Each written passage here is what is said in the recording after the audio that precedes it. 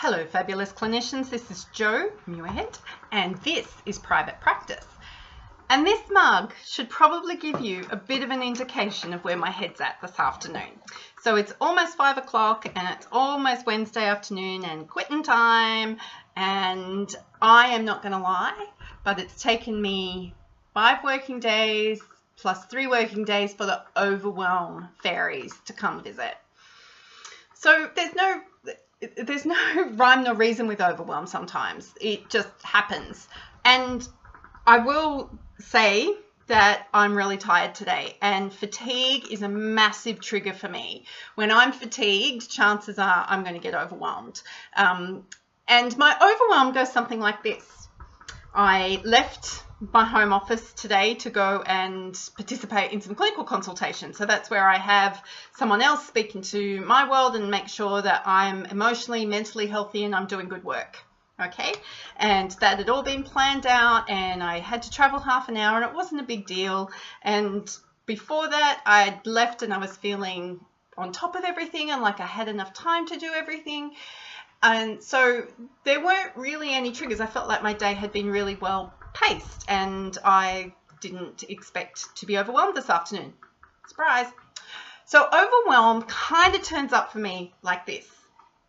Oh my God, where did those emails come from? Oh my God, I forgot that I'd asked that person to do that. Now they've finished it. Now I have to do the other steps on the project. Oh my God, where's that thing that was due yesterday and why isn't it done? And oh my God, what else have I forgotten? How many things have I forgotten? How is it that I have taken 24 pages of notes today? How many things are on my to-do list because they've been in my notebook today? And oh my God, when was the last time I actually posted something on Instagram? And what if I lose followers? And oh my God, it's going to be a complete catastrophe. And I've got to go to the city tomorrow, and have I packed everything? And have I got everything I need for the city tomorrow? And how am I going to do an AYP group call when I'm in at the city tomorrow? Have I told them that I need an hour off in the middle of that whole consultation process tomorrow? Welcome to my overwhelm. That was fun. Imagine being in my head. So we stop. Now, this is water. I will tell you, I am not drinking vodka yet. I am, however, going to yoga this evening. But what was important for me to notice was today I took myself outside. Actually, outside, there's an outside over there. And I sat in the sun for a little while and went, we've got to interrupt this pattern. Because if I don't interrupt this overwhelm pattern, then it just breeds. And what will happen is I won't sleep well tonight, which means I'll wake up more fatigued tomorrow, which means I'll be more prone to being overwhelmed. I won't be on my game, and I really need to be on my game tomorrow. I want to be impressive tomorrow. And I will constantly ruminate about all the things I might have forgotten because I'm so overwhelmed and so fatigued. That's really unhelpful, unresourceful, immature behavior. But we can flick a switch. So once we're aware of what's going on when we're overwhelmed, or that we know that overwhelm is a possibility, then we're kind of almost 75% of the way to actually fixing the problem. Because awareness, that's the key. If you're not aware, then how do you know that something's wrong until you've spiraled really a lot out of control? And when we keep doing that over and over again, and we keep feeling out of control, that's when we burn out. Because our brain is trying to do the job of 3 people, that if we just kind of got ourselves together, took a big deep breath, worked out how to feel more in control of what's going on, then you can do the job of 1 person, not the constant reminder person, plus the highly functioning competent person, plus the person who wants to beat you up all the time. Because we've actually got those 3 personalities going on. Well, you mightn't, but I do. I don't like them. They can go shut up now. So what did I do? Well, I wrote it all down. I actually got out of my head all the things that needed to be done. And funnily enough, there's actually not that many more things. I just got anxious about all the things that I thought I would be forgetting and worrying about when I'm going to do them. So for me, if I don't know I've got a plan for when I'm going to get stuff done, then I get overwhelmed. I get anxious. So I then had to go and schedule them. When am I actually going to do these things?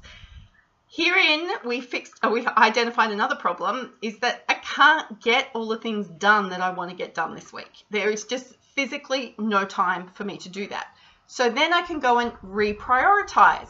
So I'm not letting myself down. I'm not letting my team down. I'm not letting my clients down. I'm not letting prospective customers down. I'm not letting customers down. Because there is nothing worse when you're overwhelmed and you're stressed and you're worrying about what you're forgetting, that you then start worrying about who am I letting down, and then we overcompensate.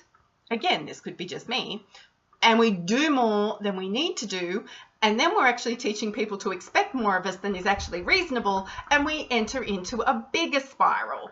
That's really unhelpful, and that can stop. Again, it can stop when we're aware that we're actually doing it. So I wrote it all down, then I grouped it, then I scheduled it, and then I reprioritized it. No one dies in my business. Well, that's not true, but it's not like I'm an emergency department nurse. It's not like I am, an ambulance officer. In this business, people don't die. So stop acting like I'm going to die or others are going to die if I don't dot the I, cross the T, or get that sales page finished 24 hours before I said that I wanted to get it finished. Okay. So once it's in my schedule and once it's written down, I have two different ways of my memory being prompted, because like everyone else, I am scared of the stuff I'm going to forget. So I use memory aids, which is my calendar and which is my notebook. I physically write it down because it helps me remember and helps me learn to remember that specific thing, and then it comes up in my calendar because it pings and goes, guess what you're doing now, Joe?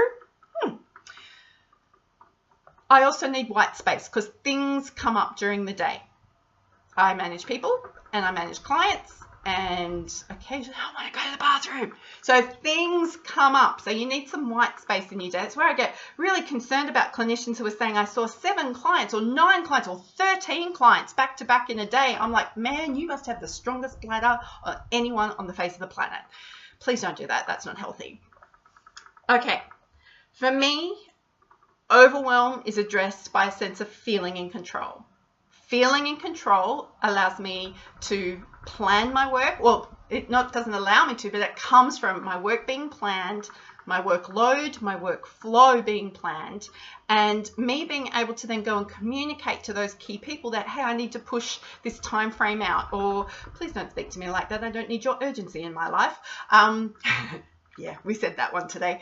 And making sure that I'm on top of the projects that I need to have completed, especially where I've got people waiting for me or I'm waiting for them.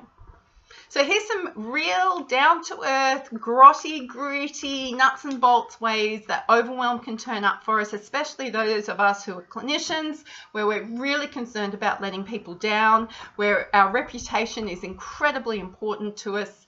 So it can be fixed. So let's just work on raising our awareness first. This is a massive, massive key to your self-care.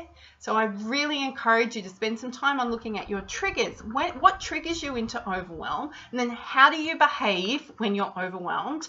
And what can you do to flick the switch so that you don't stay in that place? Okay? And I'm not expecting many of you to actually say to me, I need to go get a pedicure, because I really don't know if that is the answer. I'm looking for something a little bit more concrete that we can do now that can flick the switch so that overwhelm, you know what? I'm going to take control of you because you don't own me. So this is private practice. I hope this has been really helpful and inspiring, and I hope it's encouraged someone today. I get really encouraged when there are comments on these videos, so please leave me a comment. Let me know if this has been helpful. Please share it with your community and your people, because I reckon there's a lot of clinicians who need to see this. And I am looking forward to talking to you again later this week.